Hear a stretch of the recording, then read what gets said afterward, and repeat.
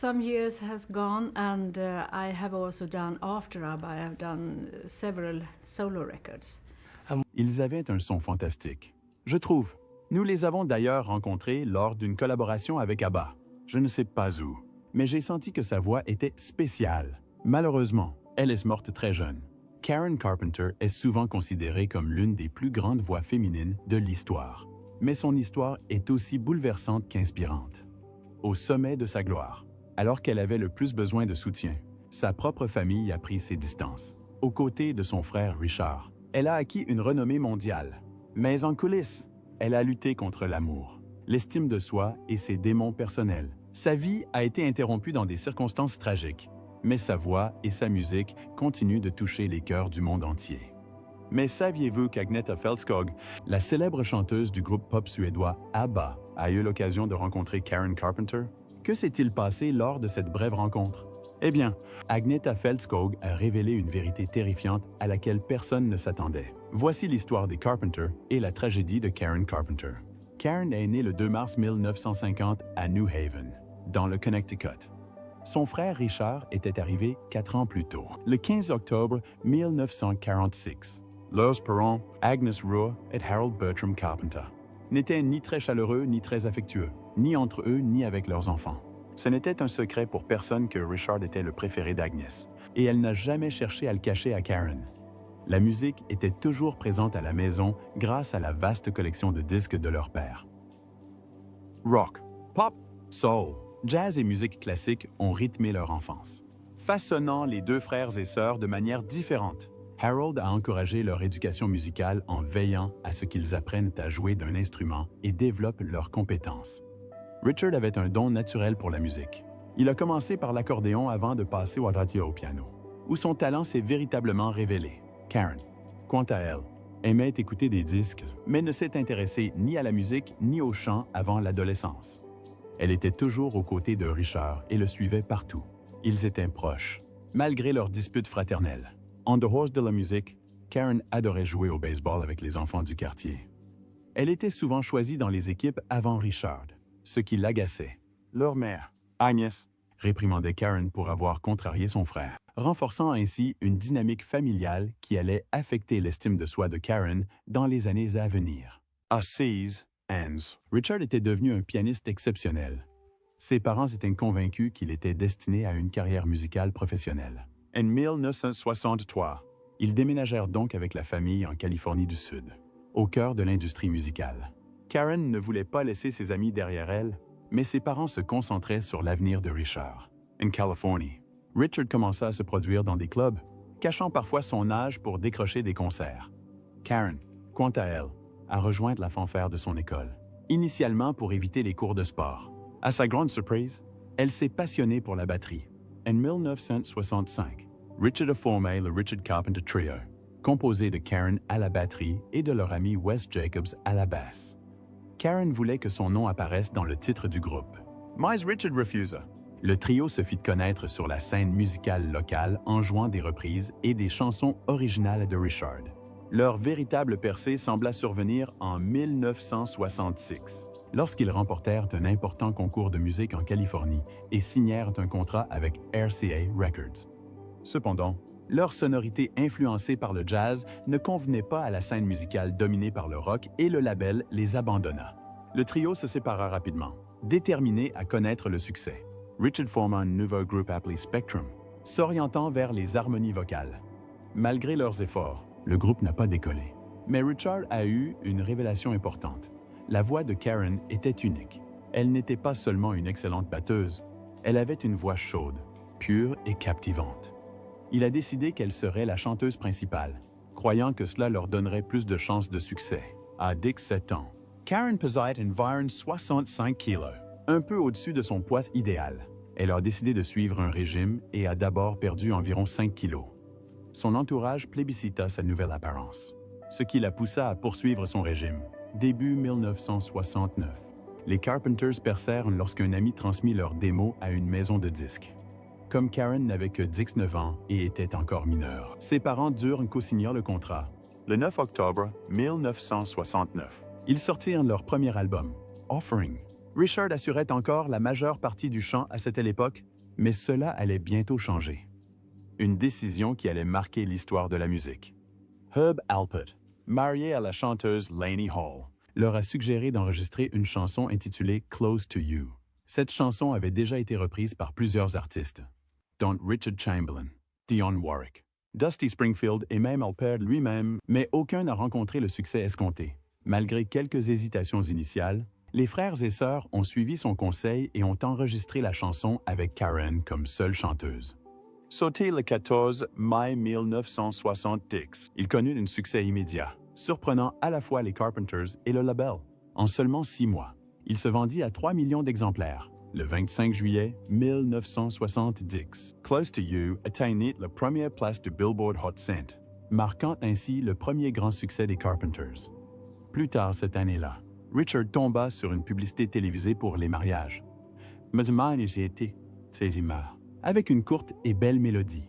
Quelque chose lui resta en mémoire et il décida d'en faire une chanson à part entière. Cette chanson devint « We've Only Just Begun », que les Carpenters sortirent le 21 août 1970, 3 mois seulement après leur premier tube numéro 1. La chanson se vendit à 1 million d'exemplaires et permet aux Carpenters de remporter 2 Grammy Awards en 1971, avec seulement 2 chansons. Ils accédèrent à une renommée mondiale et devinrent millionnaires en 1 an. Ces 2 tubes figurent sur leur deuxième album, Close to You, sorti fin août 1970 et qui s'est vendu à un prix record. En novembre 1970, Richard décide de faire une pause et va voir le film Lovers and Other Strangers. Lors d'une scène, il entend une chanson interprétée par le groupe Bread et perçoit immédiatement son potentiel. Il pensait que s'il l'enregistrait dans leur style, ce serait leur prochain grand succès. Il avait raison, avant la fin de l'année. Karen and Registra, For All We Know, qui sortit le 15 janvier 1971. Une fois de plus, les Carpenters ont connu un succès retentissant. La chanson s'est hissée à la 3e place du Billboard Hot 100 et s'est vendue à des millions d'exemplaires. Quelques mois plus tard, le 23 avril, ils ont sorti un autre tube, Rainy Days and Mondays, qui a atteint la 2e place des charts. Peu de temps après, Superstar a également atteint la 2e place. Ces chansons figuraient sur leur 3e album, Carpenters, sorti le 14 mai 1971. C'était également le premier album à arborer le désormais emblématique logo des Carpenters. Bien que Karen fût la voix du groupe, elle passait la plupart de leurs concerts derrière la batterie, tandis que Richard et les autres musiciens occupaient la vedette.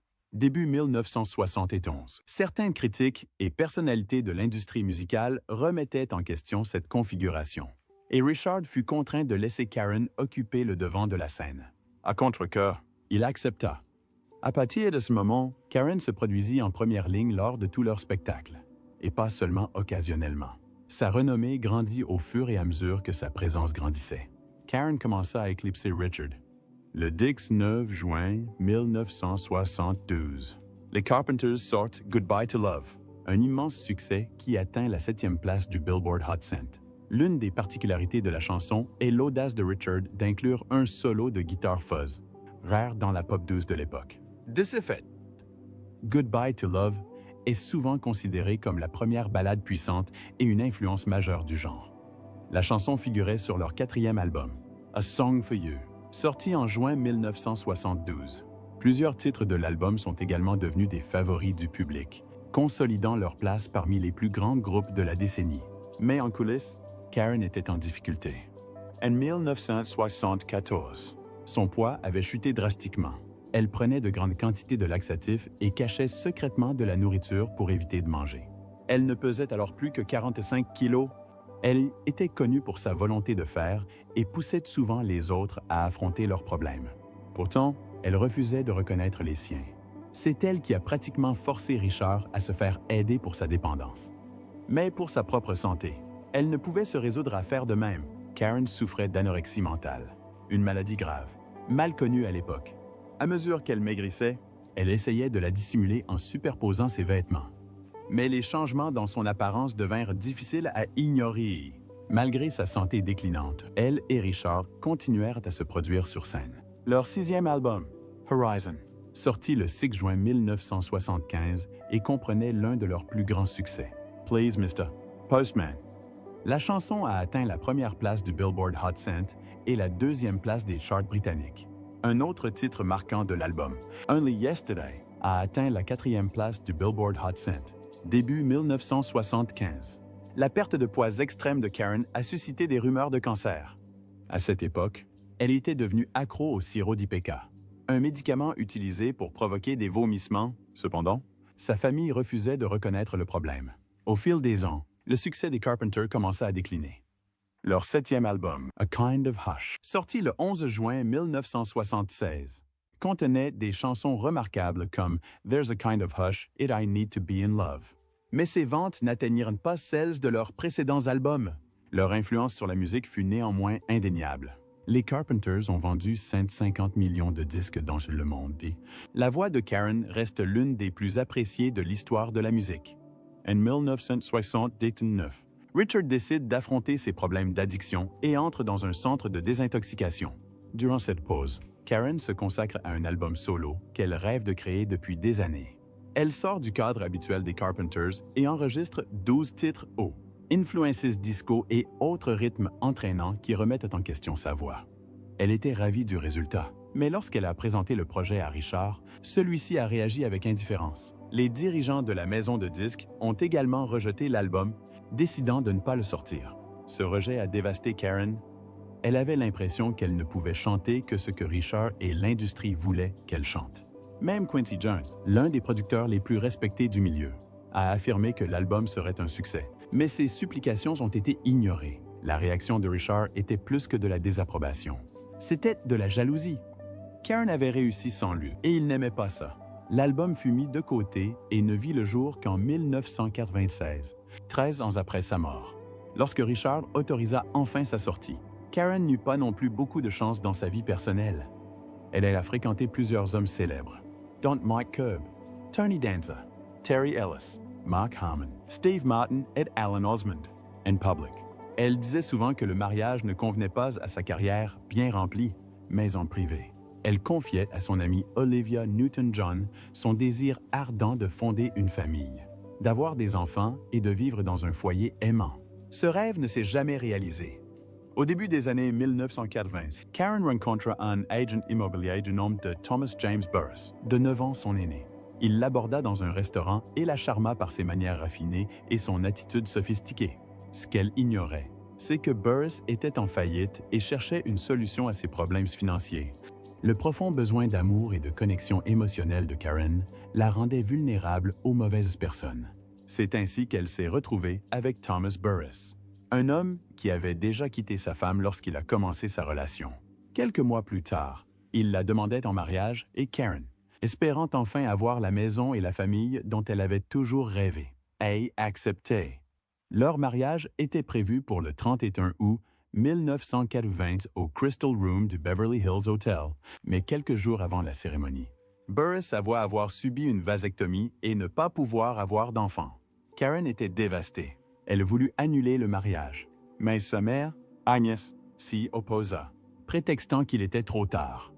Les invités avaient déjà réservé leurs billets d'avion et les faire-part avaient été envoyés. Karen avait passé sa vie à tenter de gagner l'amour de sa mère et, une fois de plus, elle avait mis son propre bonheur de côté pour lui faire plaisir. Elle avait célébré le mariage, mais s'était retrouvée piégée dans un cauchemar. Burris gaspillait son argent en luxe coûteux tout en la traitant avec cruauté. Il contrôlait sa vie, la rabaissait et la brisait émotionnellement. Un an plus tard, Karen en avait assez et demandait le divorce. À ce stade, sa lutte pour perdre du poids était devenue plus intense. Elle prenait 80 à 90 laxatifs chaque soir et prenait des médicaments pour la thyroïde afin d'accélérer son métabolisme. Même si sa thyroïde fonctionnait parfaitement, ses amis les plus proches étaient très inquiets, mais les parents de Karen ont balayé leurs inquiétudes, affirmant qu'elle allait bien. Ils pensaient que son régime était une affaire familiale privée dont on ne devait pas parler. En 1978, deux des plus grandes voix de la pop se sont croisées. Agnetha Fältskog d'ABBA et Karen Carpenter des Carpenters. Leur rencontre a eu lieu en Allemagne, lors du tournage d'un épisode de la populaire émission Star Parade. Bien que brève, cette rencontre laissa une impression durable sur Fältskog. qui repensa plus tard à la voix extraordinaire de Karen et à l'émotion profonde qu'elle transmettait à travers sa musique. À l'époque, ABBA était au sommet de son succès, dominant les classements internationaux avec des tubes comme Take a Chance on Me et The Name of the Game. Pendant ce temps, les Carpenters continuaient de jouir d'une grande popularité malgré les problèmes de santé persistants de Karen. L'épisode de Star Parade, diffusé le 11 mai 1978, présentait des prestations des deux groupes, offrant aux fans une rare occasion de voir deux des plus grandes chanteuses de l'époque sur la même scène. Karen a interprété Top of the World et Sweet, Sweet Smile, mettant en valeur la chaleur et la douceur de sa voix. Agnetha, connue pour son style de chant émotif, a été profondément émue par la prestation de Karen. Dans une interview des années plus tard, elle se souvenait de ce moment en disant « J'ai senti que sa voix était spéciale. C'est une de ces voix qu'on aime vraiment. » En coulisses, Agnetha et Karen ont eu l'occasion de discuter, même si leur conversation a été brève.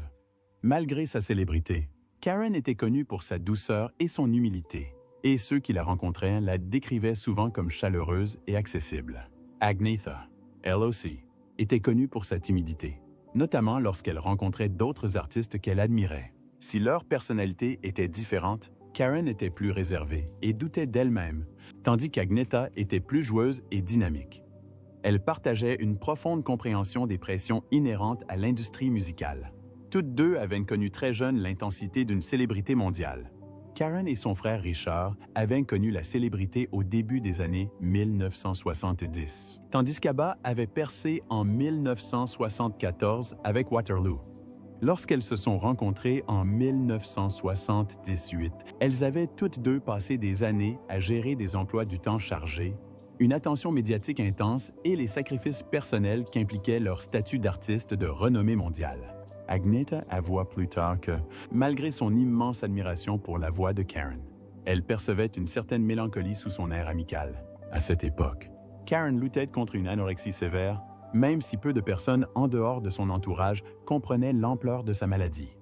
À l'époque, l'industrie du divertissement n'était pas aussi ouverte sur les questions de santé mentale et de troubles alimentaires, et on attendait de Karen qu'elle préserve son image malgré ses difficultés. Pour Agnetha, qui a également dû faire face aux pressions de la célébrité et à l'anxiété au cours des dernières années, l'histoire de Karen a eu une profonde résonance. Lorsque Karen est décédée en 1983, à seulement 32 ans, Agnetha, comme beaucoup dans l'industrie, a eu le cœur brisé. Elle a ensuite raconté combien il était tragique qu'une personne dotée d'un tel don ait tant souffert en coulisses. En 1981, contre la volonté de ses parents, Karen a consulté un professionnel et s'est rendue à New York pour suivre un traitement auprès du psychothérapeute Stephen Levenkron, spécialiste des troubles alimentaires. Après plusieurs mois, il a invité sa famille à assister à une séance et leur a expliqué la gravité de l'état de Karen. Il leur demanda alors de dire à Karen qu'il l'aimait. Richard et son père réussirent à le lui dire. Mais Agnès refusa, allant même jusqu'à réprimander le médecin pour l'avoir appelé par son prénom. En septembre 1982, Karen fut admise à l'hôpital Lenox Hill de New York où elle reçut une nutrition intraveineuse. Le traitement lui a permis de reprendre du poids, mais des années de jeûne avaient déjà affaibli son cœur. Les mois suivants ont été épuisants pour Karen, physiquement et émotionnellement. Elle a donné un dernier concert le 17 décembre à la Buckley School de Sherman Oaks, en Californie. Puis, les 1 février 1983, elle rencontra Richard pour discuter d'une éventuelle tournée de charpentier. Le 3 février, elle rendit visite à ses parents pour finaliser son divorce avec Burris. Le lendemain matin, Agnès trouva Karen effondrée sur le sol. Elle a été transportée d'urgence à l'hôpital, mais il était trop tard. Karen Carpenter était partie. Elle n'avait que 32 ans. Les médecins découvrirent plus tard qu'elle avait pris du sirop d'IPK, un médicament provoquant des vomissements sans se rendre compte de ses effets dévastateurs à long terme. Ces purges constantes avaient progressivement affaibli son muscle cardiaque, provoquant un arrêt cardiaque en 1989, 6 ans après sa mort. CBS produisit un film sur sa vie. Cependant, Richard et Agnès ont refusé toute mention des difficultés de Karen à obtenir l'amour de sa mère ou des problèmes familiaux plus profonds. Ces scènes ont été réécrites ou supprimées. La scène finale du film montre Agnès disant à Karen « Je t'aime ». Karen répond « Je t'aime aussi. Maman, bonne nuit. Mais en réalité, ces mots n'ont jamais été prononcés. Karen ne les a jamais entendus. Voici l'histoire de Karen Carpenter. Une voix qui a touché des millions de personnes, mais une vie remplie de souffrances. Dites-nous ce que vous en pensez dans les commentaires et n'oubliez pas de regarder d'autres vidéos sur notre chaîne.